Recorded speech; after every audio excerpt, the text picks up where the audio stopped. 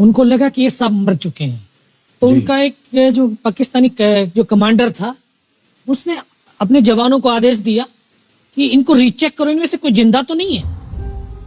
तो उनके पाकिस्तान के 2 सैनिक आए, आकर के हमारे जवानों के शरीर के अंदर गोलियां दागने लगे। तो मैं बेहोश था, लेकिन इतना बेहोश नहीं था कि उनको सुन ना सकूं या देख ना सकूं। तो जब मेरे सामने वाले साथी को जो सीने में आकर 4-4, 5-5 जो राउंड के ब्रस्ट मारे, डेड बॉडी ऐसे उछलती थी ऊपर की तरफ, सामने वाले को मारा, बगल वाले को मारा, मैं भी इस तरह से ऐसे पड़ा हुआ था। उसने फर्स्ट में यहाँ पर ब्रस्ट मारा, फिर मेरे पैर में 2 जगह पे मारा। उसको मैं देख रहा हूं कि धुआं निकल रहा है, लेकिन उस गोली की पीड़ा को चुपचाप पड़ा सहता रहा और उनको यकीन हो गया कि इनमें से कोई जिंदा नहीं। फिर बहुत गालियां दी, बूट की ठोकरें मारी।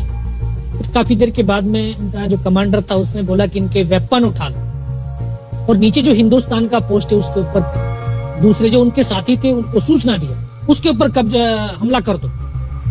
फिर ये आवाज भी सुनी तो मुझे लगा कि यार आज तो मेरी पूरी टीम खत्म हो जाएगी। तब ऊपर वाले से एक ही प्रार्थना करी कि मुझे इतने जिंदा रख दे कि मैं अपने साथियों तक सूचना दे सकूं और उनको बचा सकूं। और ये सत्य है कि अगर निस्वार्थ भाव और सच्ची श्रद्धा से उस परम पिता परमेश्वर को याद करते हैं तो शक्ति जरूर साथ देती है। दोबारा से उसके साथी आए, पाकिस्तान के सैनिक आए और हमारे जवानों के शरीर के अंदर गोलियां दागने लगे। उन्होंने फिर उसी रोटेशन से गोली मारी, फिर भी मेरी बाजू में, पैर में गोली मारी। और तब तक एक विश्वास भी मैंने पैदा कर लिया था कि अगर इसने सर और सीने में गोली नहीं मारी, चाहे मेरा हाथ पैर दोनों ही काट करके ले जाए, मैं उफ तक नहीं करूंगा और मैं जिंदा रहूंगा। मैं उस विश्वास की बदौलत आज आपके सम्मुख भी बैठा हूं। उसने आकर के दोबारा से गोली मारी, पर जब 1 कदम आगे गया तो उसने राइफल मेरी सीने की तरफ तानी। तब मुझे लगा यार अब नहीं बचूंगा। लेकिन कहते हैं कि जाको राखे साइयां मार सके ना कोई। और ये इस देश को हम भारत माँ बोलते हैं। जब तो बच्चे थे एहसास नहीं था, आज पता चलता है इसको माँ क्यों बोलते हैं, क्योंकि ये भारत माँ जैसा दायित्व और कर्तव्य का निर्वाह भी करती है। ये अपने बेटों की वीरता, शौर्य और पराक्रम को कभी दफन नहीं होने देती है। वाह क्या बात। तो शायद इस माँ भारती ने मुझे चुना होगा कि उसके बेटों ने जो शौर्य, वीरता और पराक्रम दिखाया उसको दुनिया तक पहुंचा सकूं। जब उसने गोली चलाई तो यहाँ पर पर्स में 5-5 रुपए के कुछ सिक्के भी थे। जब गोली जाकर के सिक्कों पे टकराई तो मुझे भी आभास हुआ कि तो मर गया हूं। पाकिस्तान का दूसरा सैनिक आया, उसने आकर के मेरा AK-47 उठाया और वापस मुड़ा तो उसका पैर मेरे पैर से टकराया हो। तब मुझे लगा कि यार मैं तो जिंदा हूं। तब मेरे पास एक हैंड ग्रेनेड था, मैंने उसको पिन निकाली और उसको ऊपर ऐसे फेंका तो कोट के अंदर हुड लगे हुए, हुड के अंदर वो गिरा जी। मुझे तुरंत पीछे की तरफ मुड़ के देखा, पीछे तो कोई मूवमेंट था नहीं। तो जब तक वो ग्रेनेड को निकाल पाता ग्रेनेड फट गया, यहाँ से उसका पूरा सर उड़ा और वो हमारे ऊपर आकर के गिरा। जो पाकिस्तान के दूसरे सैनिक थे उनमें खलबली मची कि इनमें से कोई जिंदा है, कुछ बोले जिंदा नहीं, नीचे से रिइंफोर्समेंट आ गई है। तो उनमें खलबली मची। मेरा पास वही एक मौका था, मैंने दोनों हाथों से उसकी राइफल को उठाने की कोशिश करी, ये हाथ हिला नहीं। एक हाथ से राइफल उठाई, वहां से ब्रस्ट फायरिंग की है, 4-5 पाकिस्तानी सैनिकों को मौत की नींद सुला दी। फिर बाएं हाथ से पलटा खाया, दूसरे पत्थर से 3-4 जगह से फायरिंग किया। तो जो उनका मोमेंटम था, जो हौसले थे, परस्त हो चुके थे, वो भाग खड़े। 2-3 मीटर गया, जाके देखता हूँ सामने उनके लंगर चल रहे हैं, उनका लिविंग टेंट बना हुआ, उनके जो हैवी वेपन का डिप्लॉयमेंट था वो सब कुछ वहां पे लगा हुआ।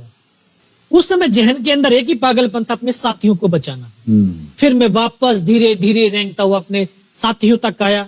फिर मुझे लगा कि इनमें से हो सकता है मेरी तरह कोई साथी होगा, जिंदा होगा। उनको देखा, किसी का सर फटा हुआ था, किसी के फेफड़े निकले हुए थे। बहुत देर बैठकर रोया भी, फिर अपने आप को संभाला। चारों तरफ बर्फ ही बर्फ, पहाड़ी पहाड़। ये भी पता नहीं कि हिंदुस्तान किधर है, पाकिस्तान किधर है। 2.5 साल की सर्विस, 19 साल की उम्र, न उम्र का तजुर्बा न सर्विस का अनुभव, जाऊं तो जाऊं कहां। तभी एक ऐसी शक्ति थी जो साथ दे रही थी। जब इसी शक्ति का आवाज हुआ, उसकी आवाज का आभास हुआ कि बेटा इस नाले से नीचे लुढ़क जा, मैं बहुत 500 मीटर लगभग नीचे रोल करता हुआ आया और अपने साथियों जो नहीं चढ़ पा रहे थे दुश्मन की भारी फायरिंग की वजह से, वहां तक पहुंचा। फिर उनको उन्होंने मुझे पकड़ा, वो फर्स्ट एड दिया। फिर वहां से जो हमारे commanding officer colonel Kushal Chand Thakur, फिर उनको सूचना दिया। तो ये लगभग 1:30-2 बजे का समय था। वहां से फिर कमांडिंग ऑफिसर तक मुझे ले जाया गया। फर्स्ट एड तो हुआ, लेकिन ब्लड इतना निकल चुका था कि दिखाई देना बिल्कुल बंद हो गया था। जब उनके पास पहुंचा तो उन्होंने बोला, बेटा मेरे को पहचानता मैं कौन हूं? बस अब आवाज सुनाई दे रही है। बोला, मैं तेरा commanding officer colonel Kushal Chand Thakur. मैं, जय हिंद साहब, बहुत तेज सर्दी लग रही है। तो उनका जो लिविंग टेंट था उसमें के अंदर लेटाया, 3-4 स्टॉप जलवाए, थोड़ी सी गर्मी महसूस हुई। मैं, साहब थोड़ा सा पानी पिला दो।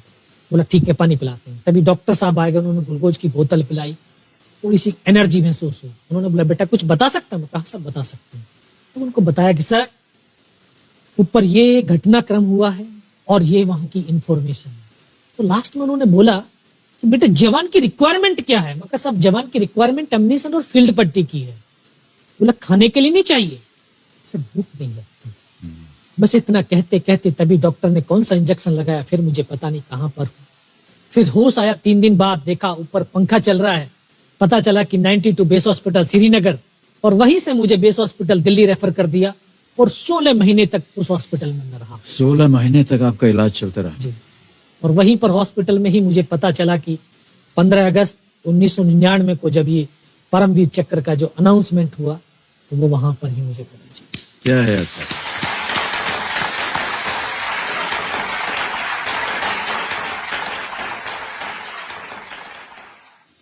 सर हमको यकीन नहीं होता कि कोई भी इंसान जब ऐसी परिस्थितियों से गुजरता है तो उसका बयान कैसे कर सकता है, लेकिन ये आपने अपनी बहादुरी का एक परचम जो है वो फैला दिया है।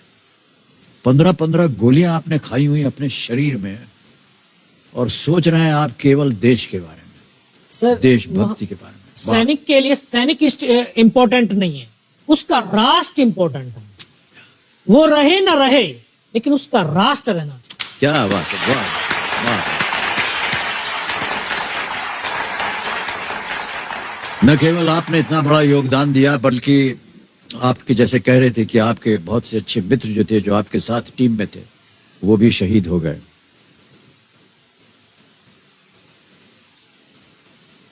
कठिन है सर बहुत इस चीज को दोहराना, इस चीज को आपके मुख से सुनना। अद्भुत है सर, अद्भुत है। बहुत बहुत शुभकामनाएं, बहुत बहुत शुभकामनाएं।